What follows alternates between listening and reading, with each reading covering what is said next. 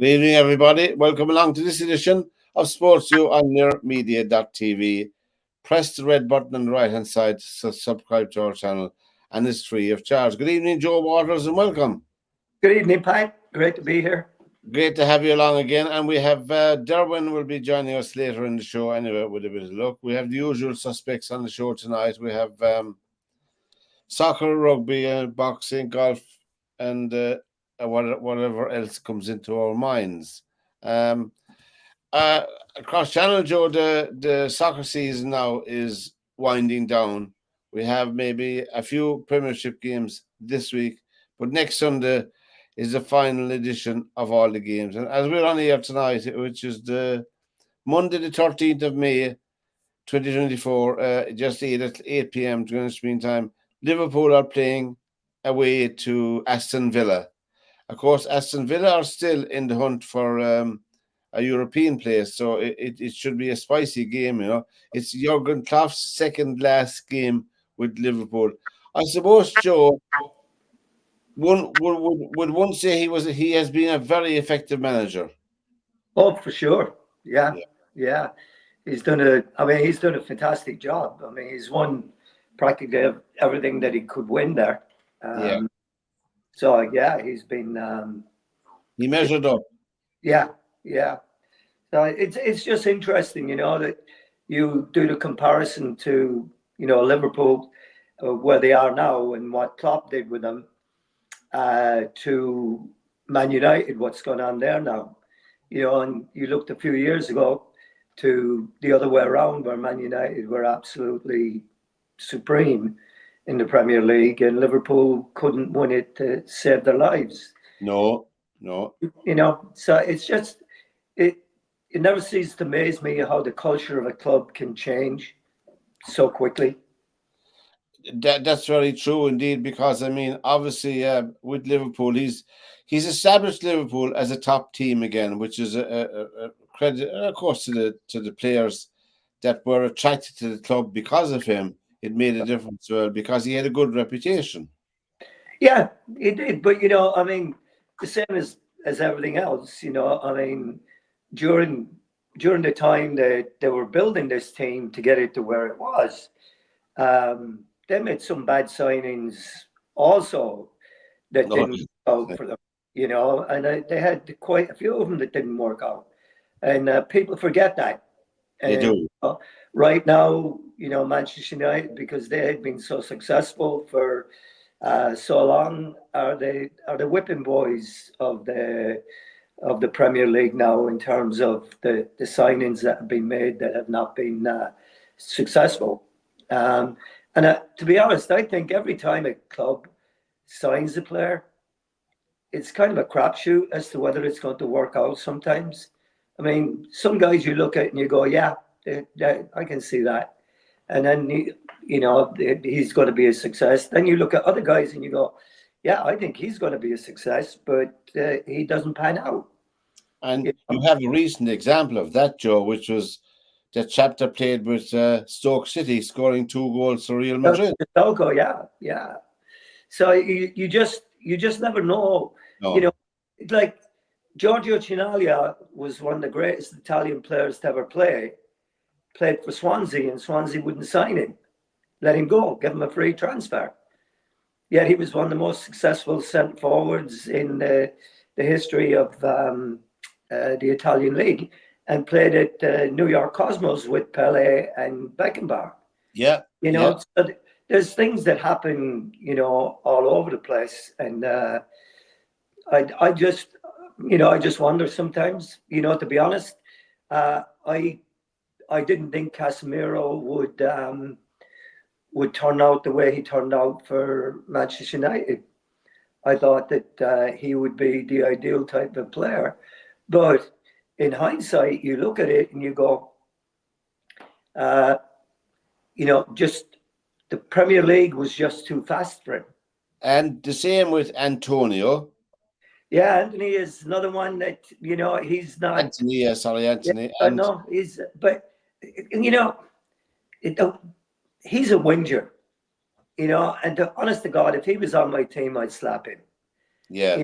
Because he's such a whiner. He's such a a stirrer. He's always trying to, and he's disrespecting a man that encouraged the club to spend that much money on him, and instead of backing him to the hilt, has turned his back on him and really thrown his toys out the pram and is sucking on his dummy and wants to sit in the corner. So and that to me is the thing with it. And I said earlier about the culture of the club. You know, there's just some bad characters at Manchester United. You see, I think myself, some of these problems are. It's not about money for Manchester United because they proved that they can buy a player for any price. Yes. So it's the methodology. It's what's there in the club to assess a player because there are players, as we said before, Joe, who are dead suited to certain clubs, certain conditions. Other players, no, they won't And, perform. and you're right, and Yeah, it goes back to the time when United signed Sanchez yeah, from Arsenal when City were trying to sign him. yeah. Now, Sanchez was a perfect player for the City system, perfect player, but he was not a player that was suited to the United system. No, Then there was Fred. They yeah, signed Fred. yeah. Man City wanted Fred, and you know they were just buying players to stop City getting them. They were more interested in what was going on over there than they were in You're right. building the right product, the right atmosphere in their own club. And Mhm. now they're paying the price for it.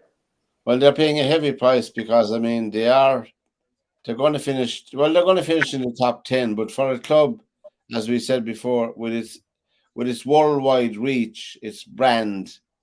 I'm talking about Manchester United now. They're in serious trouble. They are in trouble because of the position they're in on in the league. Yeah, But they lost in the League Cup final. I think they're in the FA Cup final. So if another club was doing that, it wouldn't be. It'd no, be it'd be great stuff. But because it's United, you know, I watched the game at the weekend against Arsenal, and the goal they gave up in it, and uh, there's a great photograph in the Independent this morning, if you want to look at it. yeah, And everybody is trying to lay the blame at Casemiro's door. And they're all piling on and having a go at him doing this. Now, there were a couple of things that he did in that he should have done much better on. A player of his experience should have known better. But the issue for me is the players surrounding him, yeah. I was right? going to say You that. know, Yeah, yeah, we talked all the time when we were playing. You make one mistake, you'll probably get away with it. Make two mistakes, you're really pushing your luck. Make three mistakes, the ball is going to end up in the back of the net. In that in that goal, there were four obvious mistakes that United made. The first one was when Onana played the ball up the field. He cleared the ball up the field. There was no United forward player challenging the Arsenal defenders to win the ball. yeah, The first thing that you have to do when the goalkeeper plays the ball out, somebody's got to get a challenge in the area that the ball is going into. yeah, Rule one. So Arsenal then get the ball, and the ball is played down into the channel, and Johnny Evans comes across and practically walks Kai Havertz to the touchline or to the end line, right? Instead of getting tight in him and denying him the cross, he jockeys him and gives him all the room in the world to do whatever he wants and see the big picture. Now, the, the third mistake, the third mistake on that was that uh, Casemiro didn't step to the ball. If he had stepped 2 yards to his left, he would have cut out that cross and it would have been no goal. So that was his second mistake. First one was he didn't get out when the ball went up the field. Yeah. He was slow to get out, so he played it. He played Havertz onside, and then the fourth mistake was Aaron Wan-Bissaka. Bissaka was the right back. He had the goal scorer outside him. What was his name? Who scored the goal? Trossard. Yes. As you're looking at the field, Wan-Bissaka, as the ball goes up the field, gets inside Trossard. So Trossard now is outside him. He can see him. He knows exactly where he is. As that ball comes back in and comes up, Wan-Bissaka loses Trossard completely, which is a crime as a fullback to Yeah. let an outside player get inside you Yeah. without. And the picture I'm talking about shows Trossard between Wan-Bissaka and Casemiro sliding the ball in the back of the net. And Wan-Bissaka is making a despairing dive to try and block it. When all he had to do was take 2 steps across and he gets the ball quicker than Trossard does. But he doesn't have the awareness that he's there. So Exactly. 4 mistakes in a goal that ends up costing you. And I forgot to download the clip of Roy Keane talking about those things in the Man United team. He said, I can understand now after you explain it what he was actually talking about, Roy Keane. He Yeah. said, those things, he said, should not happen. Maybe, as you said, one or two once, maybe, but they should not be replicated or repeated during a match. All the players around should be aware. I mean, they're getting enormous amounts of money every week to play the game, surely, and they're expected to play 90 minutes in the week, one match, prepare for it. But I don't think, myself, looking at Man United, that there's a togetherness in the club, that there's an actual spirit of a team in the club right now. And it starts with the manager, I'm afraid to say. The manager doesn't come across as a confident man. I disagree with you on that, to be Yeah. honest. And that's I, very the, good. That's what we the, want. very, the very simple reason I disagree with you is that this has been going on too long. Well, yeah, that's true. That's You true. know, Yeah. I mean, we're looking at 5 managers now and an interim manager that have been here since United last won the Anything. league, right? And you're talking about it falling at Eric Ten Hag's door, right? Now, some of the players that he signed have not worked out well, but there's been a culture at that club, and Graham Souness talked about it last week, and he's been knocking it for a while, is that at United, players get rewarded way before they should be rewarded financially, right? And I give you a case in point in that it was when Sir Alex Ferguson was the manager, right? All the boys were talking to Ryan Giggs, and Ryan Giggs had been in the first team, and he was doing great, right? Yeah. He was fantastic. He's tearing up trees, Yeah. and all the boys are winding him up, and he says, "You're playing great. You're in the first team squad. You should be getting a club car. You need to go and talk to the manager about getting a club car." Oh, yeah. So Ryan Giggs goes in, knocks on the door. "Come in, Gaffer, can I talk to you for a little bit?" He said, "Yeah." He said, "Ryan, yeah." He said, "What do you want to talk about?" He said, "Well, Gaffer," he said, I think I'm playing well enough in them first team squad, and I've been in it for a while now. I think I'm doing well enough to get a club car."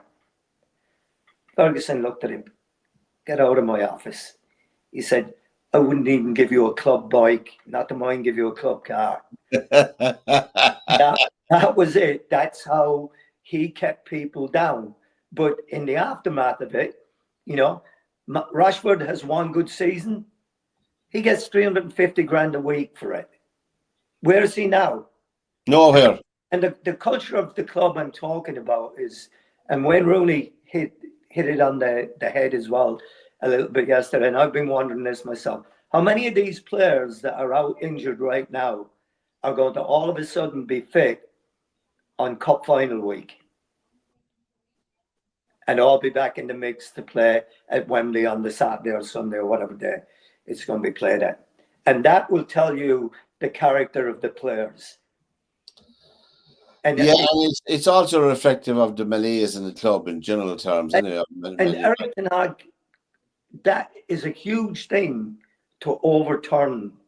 Look how long it took Liverpool to get back and win the league title after they won it the last time. Yeah. With Benitez and all those guys coming in, Yeah. and Houlier and all those coming in. The Roy Evans couldn't do it. Dalglish, or not Dalglish, Souness couldn't do it.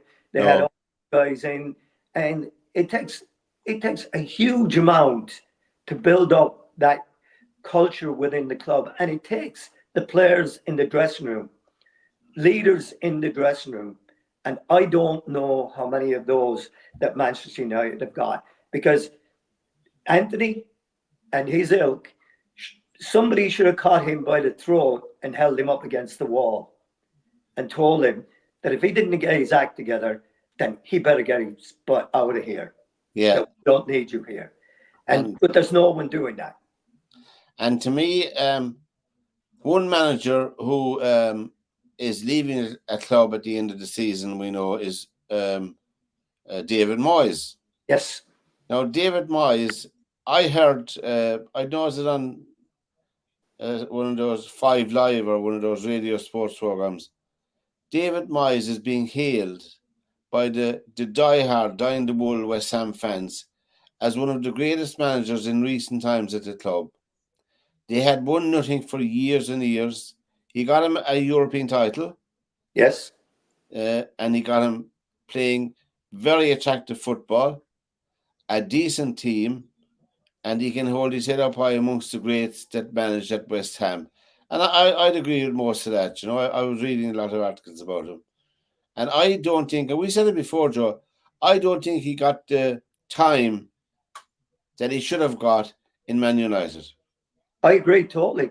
No, he didn't. Totally. He was, correct me if I'm wrong, somebody can out there, but I think he was the last manager to take them to the quarterfinal of the Champions League. Yeah, he was. Yeah, he was. Yeah, so He was. Again, he had a job, you know, he came in. I think that maybe the biggest mistake that he made was when he came in, that he did not keep either Moulenstein or oh God, what was his name? The assistant manager that was there with Sir Alex. Kyrgios? No, not Kyrgios.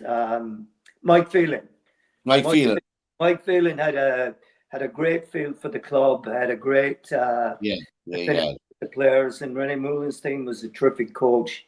But David Moyes wanted to bring in his own lads, Steve Round and a couple of guys like that, and it got to the stage where, and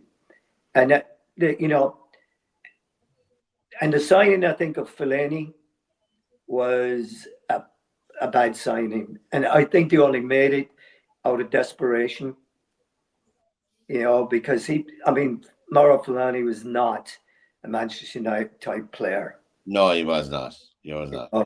Although Mourinho loved him and what have you, but he was not a Man United type player. But I agree that David Moyes should have been given a bit more time.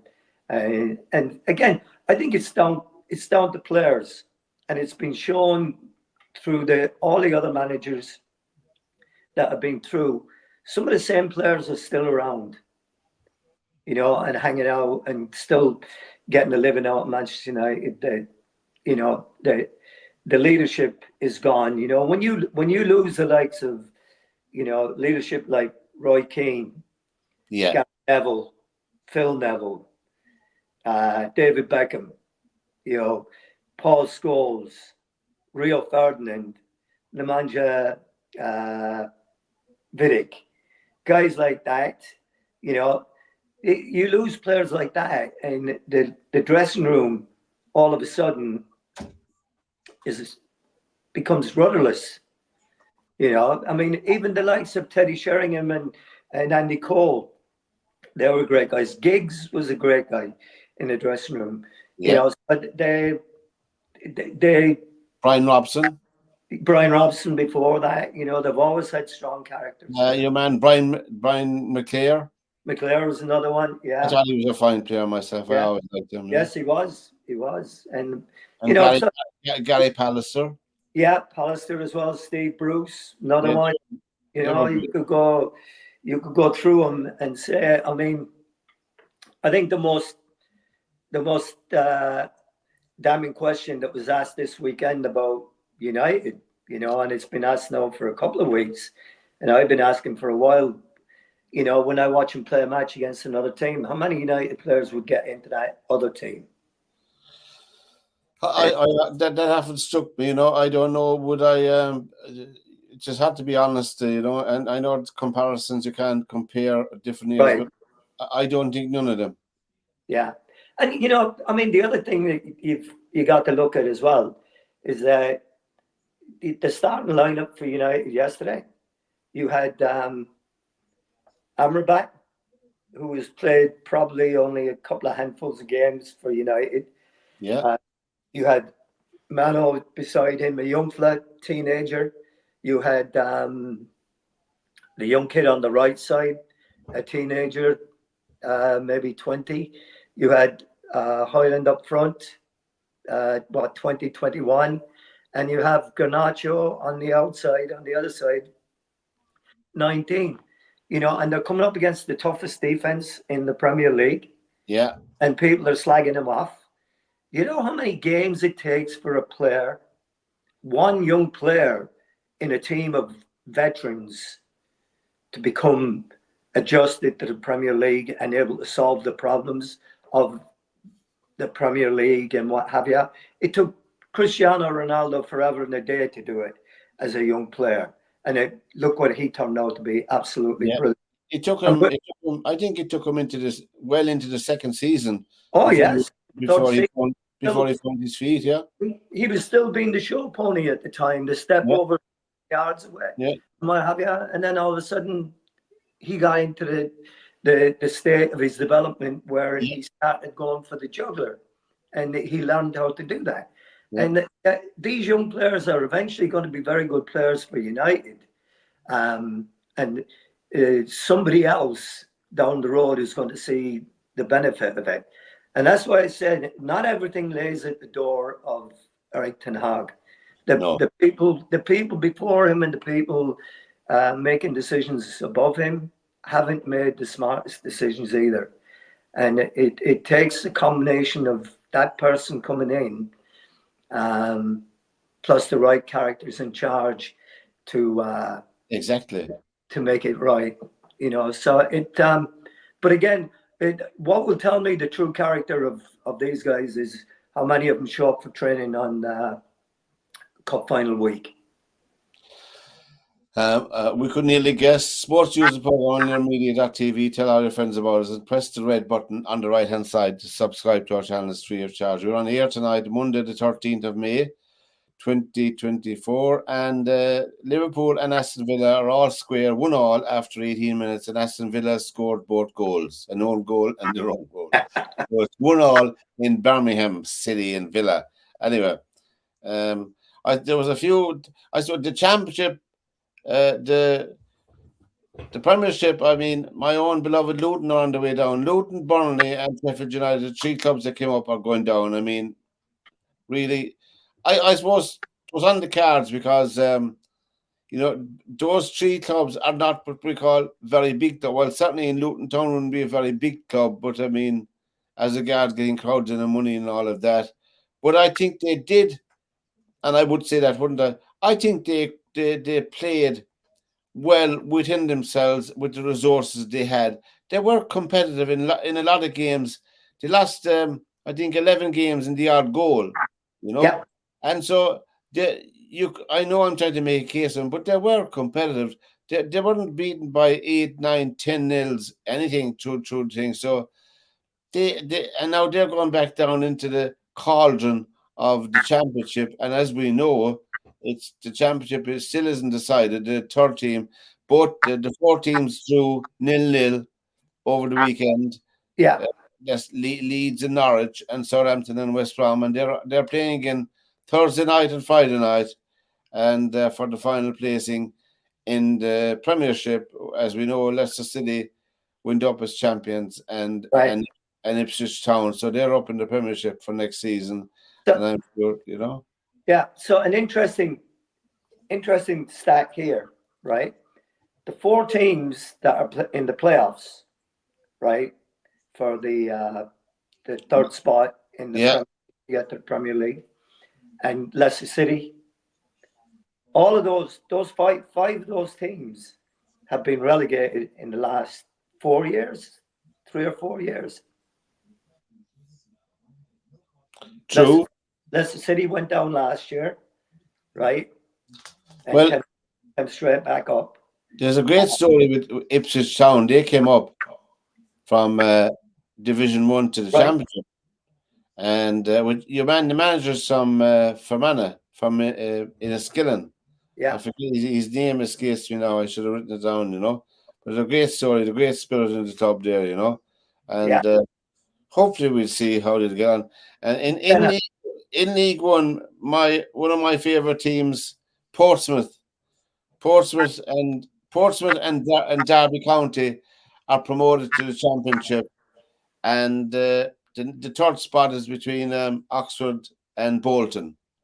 There's a good lot of Irish players at Bolton. So Bolton and Oxford are in the hunt for the promotion to the Championship. And then in League Two, as we know, Stockport County, Wrexham, and Mansfield Town were all promoted from League Two to League One, together with either Crawley or Crew Alexandra. So just the roundup from across the pond. In the Premiership over the weekend, as we know, Man City and Brentford, Everton, Spurs, West Ham, and Palace all won, and Arsenal. And the table at the moment, as we're on the air tonight, is Man City have 85 points, Arsenal have 83, Liverpool have 78, Villa have 67, Spurs have 63, Newcastle 57, Chelsea 57, and Man United 54. Man United have 35 games only played. All the rest have 36. So there you go now. So Man United have three matches left. So they can only get 63 points. That's the maximum they can get. Which anyway. Man City and Arsenal, 2 points between them, 2 games each left. It's going to go down to the wire. It's going to go down to the wire. You know? yes, it is.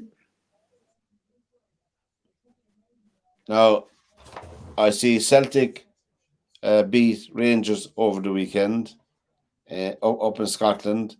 And I mean, I must say one thing about Celtic. They have phenomenal support. I mean, they're playing. The crowd, the crowd was at the match. Oh my God!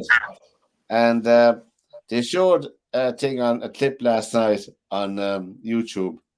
I was flicking around the place. One of the big pubs, not far from Parkhead, packed to capacity. A big sing song, all singing what we call Irish flavored songs, for the want of Yeah, a better description. Oh my God! And do you know what struck me firstly was every one of the people there knew all the words of the song. They're like another Irish team, Celtic. right. Yes, they are. Yeah, I understand why they're supported by so many people here in this country. You know, there's yeah. a huge I don't. connection. I'm not sure if it wasn't Ancelotti said there was quoted as saying um, he could not believe, he always wanted to go to Celtic Park and coach a match there because he had heard about the atmosphere. And when he went there, he said it was absolutely the best atmosphere he's ever experienced. I went to watch him play Man United in one of those end of season tournaments that they used to have over here for a Yeah, while, and the place was full of green and white. yeah, I yeah, mean, you had Irish people, Scottish people coming from the east coast of Canada to come and watch Celtic play here, and from the east coast of the United States, from all over the place. It was yeah, a sea of green and white, and we were up uh, in Seattle at a pub up there, an Irish pub up there. yeah. The place was just like packed, absolutely packed, and it was just like it was like a Wolf Tones concert in there that Yeah, night. Oh yeah. yeah, absolutely unbelievable. It was Kells is the name of the pub up in Seattle. Uh, Excellent. So that's where we'll head when we get over there. But there you go. and as you Yeah, mentioned, Wolf Tones, they're 60 years on the road, as you know, yeah, 60 yeah, years, and they're doing their final set of tours and gigs this year. Wolf yeah. Tones are for people I who, saw him. I saw them out in the old 2 Mile Inn one night. yeah. Yeah, the No, day. no, Joe, that wasn't today or yesterday. Just a while ago. It was a while ago. It was, and I knew Tommy because I'd met him when I was in the Irish squad. We were playing we were playing in Switzerland and we were playing in Russia, and Yeah, we win one of the two games to qualify for either not sure it was the European Championships or the World Cup, but it was. But it was. I think it was in '74. Um, Europeans. yeah, '74. Uh, because that was when we were playing we'd already beaten uh, Russia in Delimont Park Don pre Gibbons. Don Givens hat trick, and Yeah, Liam Brady made his debut that day, yeah, and they were absolutely brilliant, and then we had to go to uh, Russia and Switzerland afterwards. And the Russians at that time decided that Dynamo Kiev were the best Russian team around, and they just won, I think, the European Cup Winners' Cup, or they hadn't won the European Cup, so it was Cup Winners' Cup, and they had Oleg Blokhin was their star oh, player. I remember blocking. He was Yeah, a a brilliant player. savage player. So they made the Dynamo Kiev team the representative team for Russia. Yeah, So we had to go to Kiev to play the game, and we ended up losing there. And then we went to Switzerland in Bern, and we lost in Bern. So that ended our hopes of moving on. I think it was. yeah, yeah. But yeah, but we were the lads the night before the game in Bern. Uh, we went out for a walk, and there was Irish fans everywhere, and you're talking to them, and as we're walking by a couple of establishments where people are in having a good time, and all of a sudden the lads get this call. I think I was walking with Don and Terry Mancini and I forget Steve Highway, I think. Um, we were walking, we get the shout, and all of a sudden this fella comes running over, and it's Tommy, the lead singer with the Wolf Tones, Oh yeah, and he wants us to go in, and yeah. Special guest stars. yeah, right, and of course the lads are all going, no, no, no, we can't. We have a big match tomorrow, so we might see you back in Dublin, what have you. So yeah, just memories that come back to you after, you know, but Yeah, good times. yeah. And I've seen the Wolf Tones many times over the years. A huge, huge following, Yeah, and they've been great balladeers for the country. They're good, good. They're good all around, good guys. yeah, But the Celtic are champions. I think they'll be champions again in Scotland by the look of it, and they'll be in the European Cup, no doubt again. I'd like to see them having a good lash at Europe again. It's been too yeah, long. Yeah, yeah. It's funny, I've been to Parkhead once, or Celtic Park as it's called now. And it was in 1977, 71, something like that. And we were playing a match up in, I was in the reserve team at Leicester, and we were playing Cumbernauld up in Glasgow, up in Yeah. Scotland, just outside Glasgow. Mm. And we we went to Celtic Park. Our coach took us to Celtic Park, to Parkhead, to see the place. And they're showing us around. And they're taking us around. Someone's taking us around, showing us.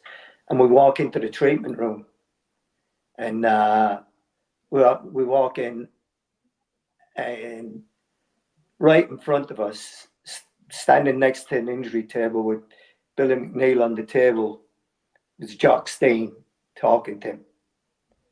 And Big Stein is looking and he's, "Who do we have here?" Yeah, and then he's called, and we're all like gobsmacked because Yeah. we're in awe of all these guys, right? Billy Yeah, McNeil, was it and Billy McNeil? it was, I never saw a match there, but we did a tour of the stadium and what have you, and we Yeah. ran into Stein, which is like, yeah, imagine that happening. You're on a tour of Old Trafford in the old days, and you walk into Ferguson in the treatment room. Yeah, Yeah. Yeah, I know. And of course, to my mind, Glasgow Celtic have a unique um, record. I know they only won it once in the European Cup. It was a truly knockout competition where you got one bite of the cherry in the first round draw, and you had to win or you were gone.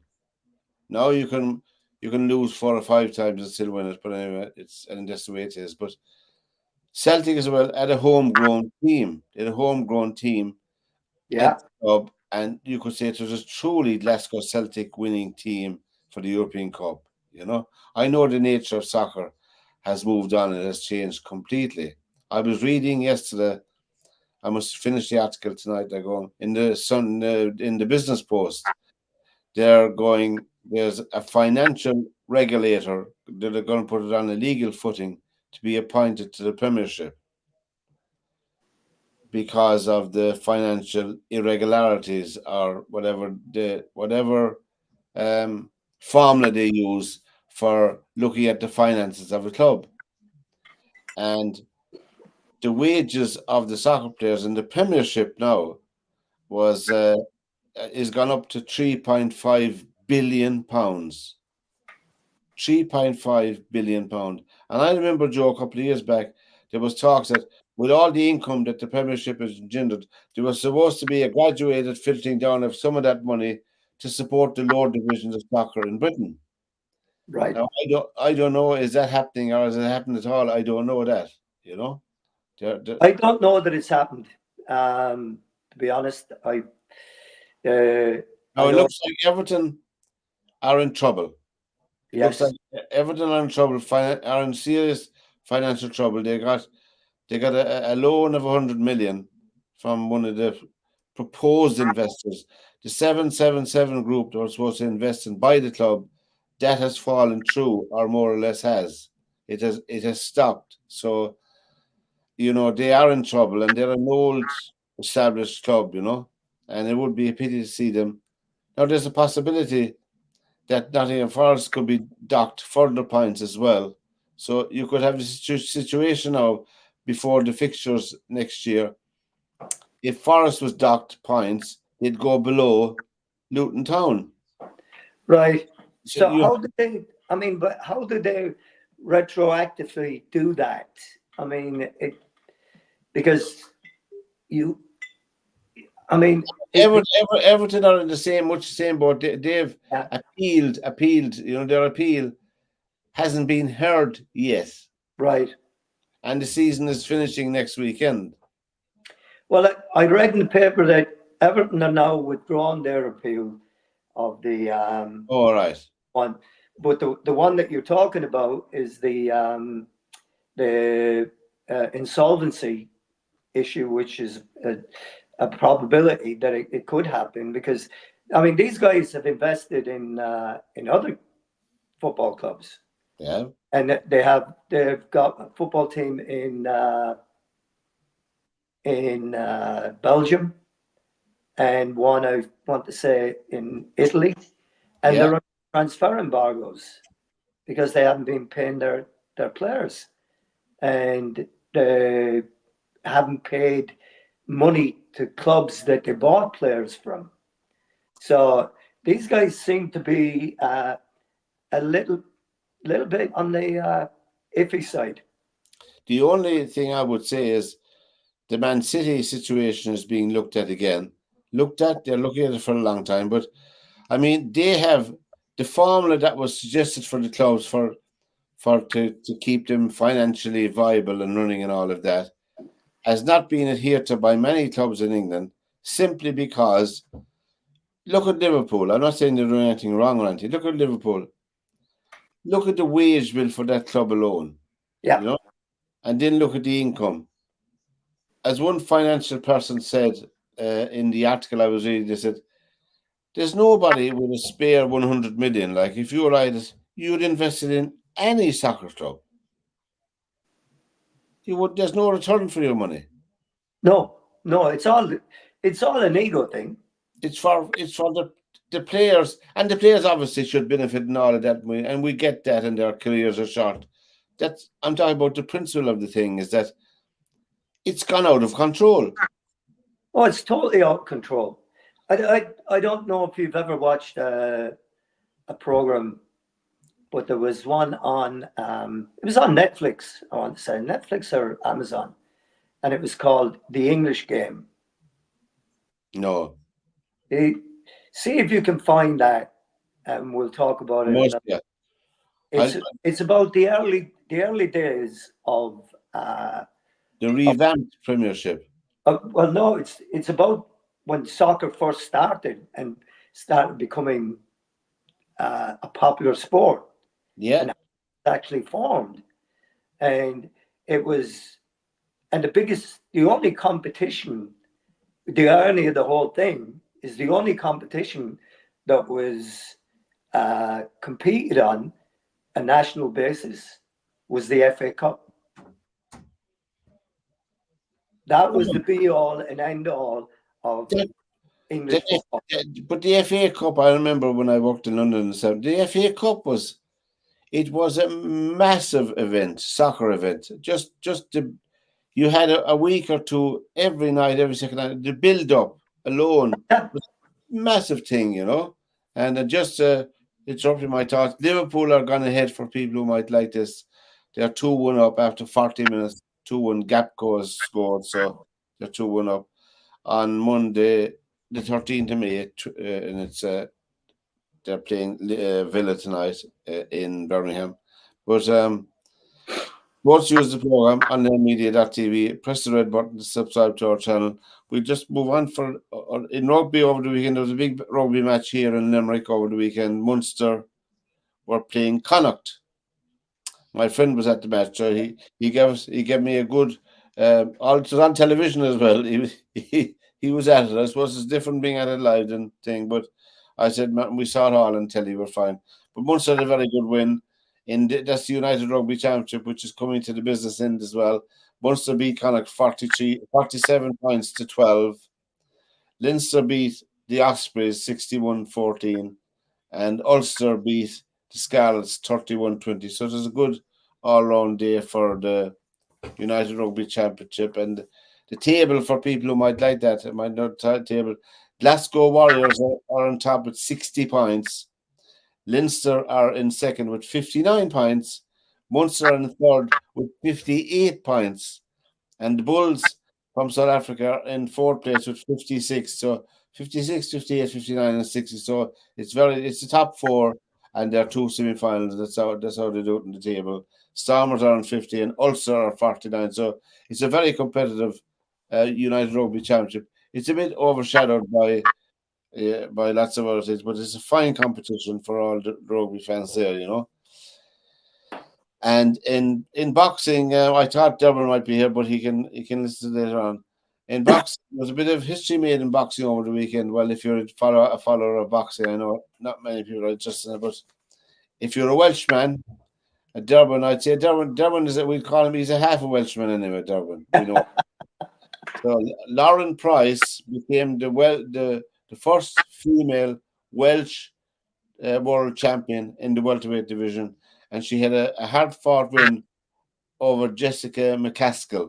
Now she's a hard nosed fighter, Jessica McCaskill. It was the most blood I ever saw in a women's boxing match spilt, I should say, you know.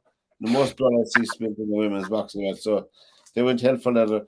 And the she couldn't continue at the ninth round because of the damage done to her eye in her own. So the Lauren Price, fair play to you. Next Saturday night, Joe, in boxing, we have Tyson Fury against Usyk.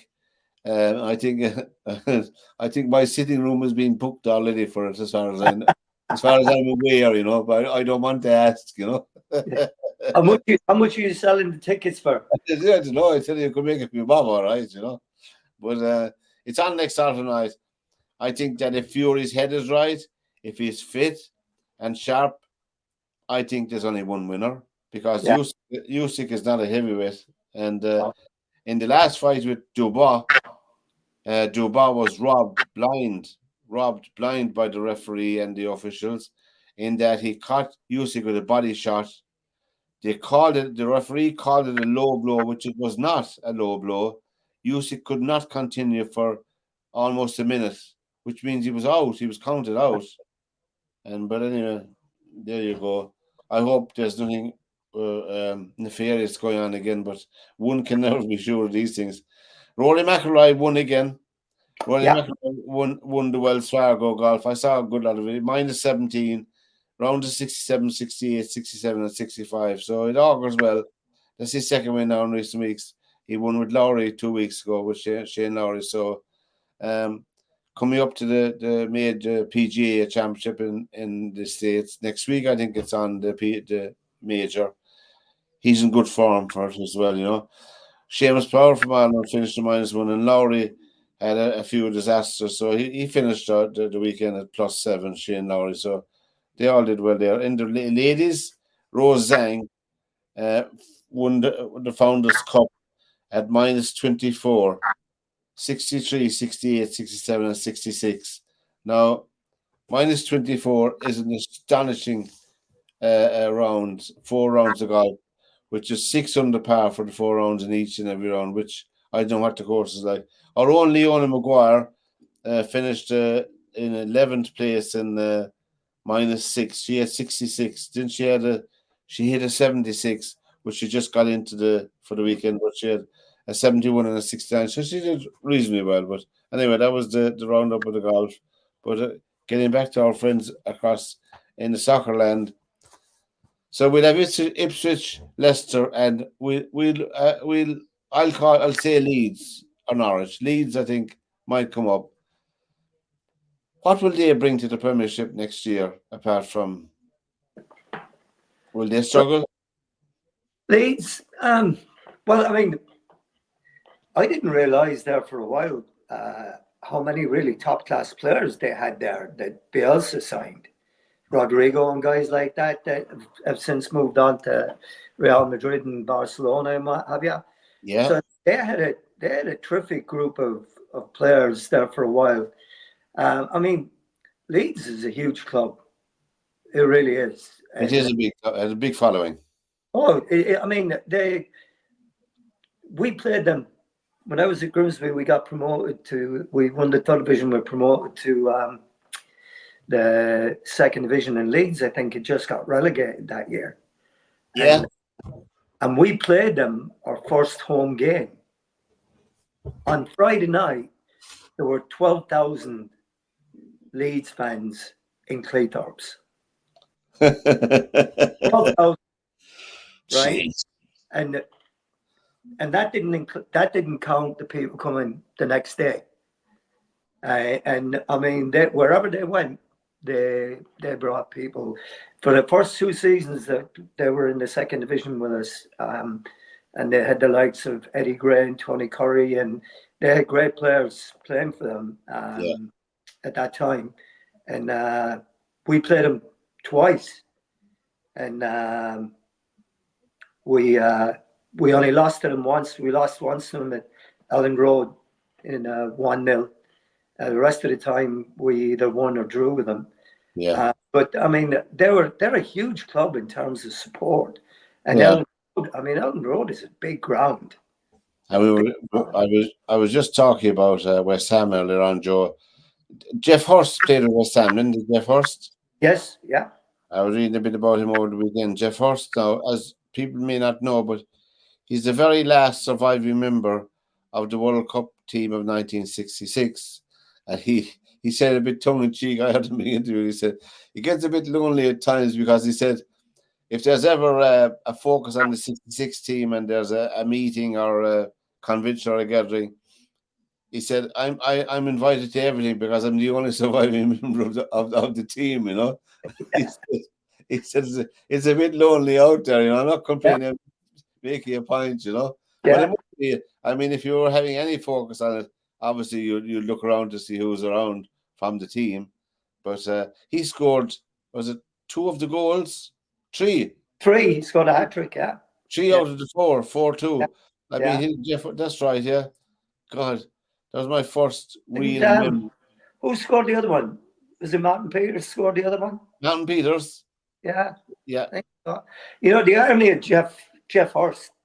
Uh, Jeff Hurst started out as a defender, as a fullback, I think, and he wasn't getting much playing time. He was very disillusioned with the game, and it was Ron Greenwood who became the manager of West Ham that turned him into a forward. I remember Ron Greenwood, yeah. Yeah, turned him into a forward. Oh, because After that, he well, the rest of it is history, right? The only player to score a hat trick in a World Cup final. Yeah, there's not many players have scored hat tricks in a World Cup final. no, the only one, Is he the only one? the only one. Yeah, yeah, he's the only one, is it? Yeah, he must be, yeah. Baggio got two goals, did he? What about your man from Italy in '82? Rossi, Rossi, did oh, he did got two. he got two? He He was got two. he was a tour man. He got two, and what did he get? Two in the quarterfinal and two in the final, or did he get two in the quarters? Oh, I love Paulo Rossi. Oh man. Yeah, Ah, he came back was from his was it a gambling ban he had? yeah, yeah, yeah. Like most Italians, we're not Yeah, knocking them all out. yeah, yeah. So yeah, yeah, he's I mean, Carly Lloyd did it for the on the women's side of it for the Yes, US in the yes. World Cup final against Japan. But Jeff Hurst is the only male to do it. And So Gerd Muller had a long career with Germany as well. yeah, Gerd Muller did, but he scored the. Did he score the winner in the World Cup final against Holland, or was it Breitner scored the winner from the penalty spot? I can't. I can't remember so either Brighton or Muller. I can't remember lads in I can't remember now, but they had some terrific teams as well, you know. Yes, yeah. Terrific teams. But I remember Roberto Baggio as well. He was a lovely player, an And absolute well, cheat. you know, we talked about penalty shootouts and what have you the other here last week or the week before. In that World Cup in between Brazil and Italy in the US, Yeah. went shootout, right? And two of the best players in the world missed their penalties, Baggio and Romario. and Romario. Oh, geez, yeah, I forgot about him. They did. Yeah, I remember Baggio. I mean, oh God, we a good few of us had Italy back to win that World Cup, you know, yeah. because they're a terrific team. They And were, yeah. the Italian team of the 80s, the early 80s, were terrific, absolutely Oh, terrific.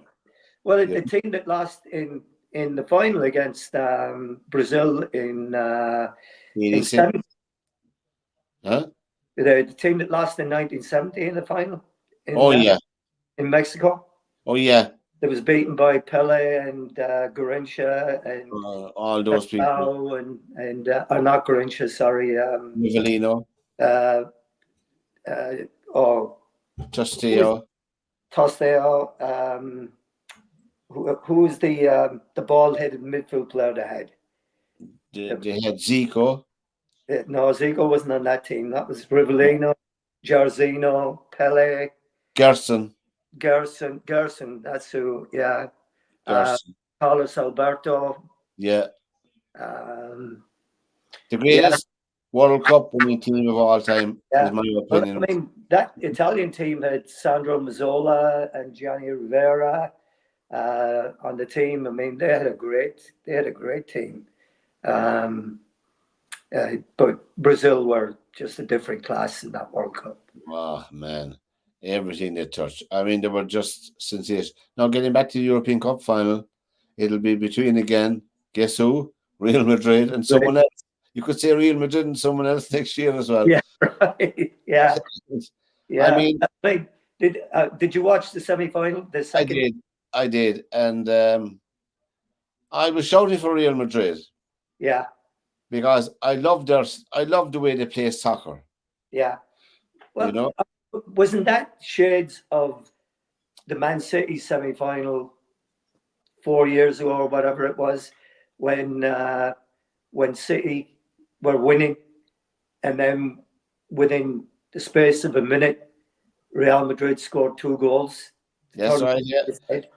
a next Stoke City player. And this time, yeah. So, Yeah, yeah. So, I mean, there's just something magical about them and the European Cup. there is. They won 15 or 16 times, but Yeah. Ancelotti must take some of the credit as well. You know, Yes. I mean, I well, know people say he is the greatest players in the world. You can have the greatest players in the world, but you have to manage them as well. yes, you do. You You got to do. manage them as And, well. and I mean, he's won it as a player and he's won it as a manager. And I think, like I said last week, I think he's won it as an individual more times than anybody else as a True. leader and a player. So, uh, And but Ancelotti's way, he's got a great way with him.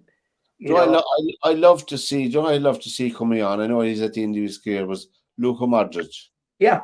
Well, no, there goes to show you, and of course, a club like Madrid are on a different level at times and look at it Yeah, differently. I know they play in a weaker league and what have you, but he kept Tony Cruz and Modric so he could swap them out, yeah, and he would have a world class player taking the place of another one when they come off the field.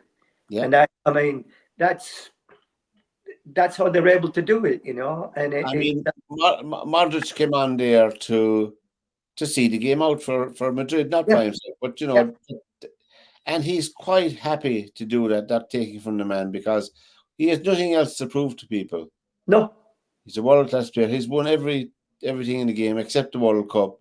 But I right, mean, he almost won the World Cup for Croatia, yes. you know, and Croatia are a small country, and he put them on the soccer map. But anyway, is it Real Madrid's to win? Well, I was going to say, are uh, Dortmund are a heck of a team, and Oh, the they're a good team. the irony I find here, right, when we talk about Dortmund, there's two ex-Man United players playing at Dortmund, and they're going to be playing in the European Champions final. I forget their names. So. Jadon Sancho Oh, Sancho. Yeah, yeah, and Sabitzer, yeah, right? So do not tell me it's not the culture of a club that, and neither one, the two of them, and of course we have Bellingham with with Madrid. Bellingham, with yeah, Yeah, but Bellingham was a former Dortmund player as yeah, well. So, um, but I'm talking about Sabitzer and Sancho.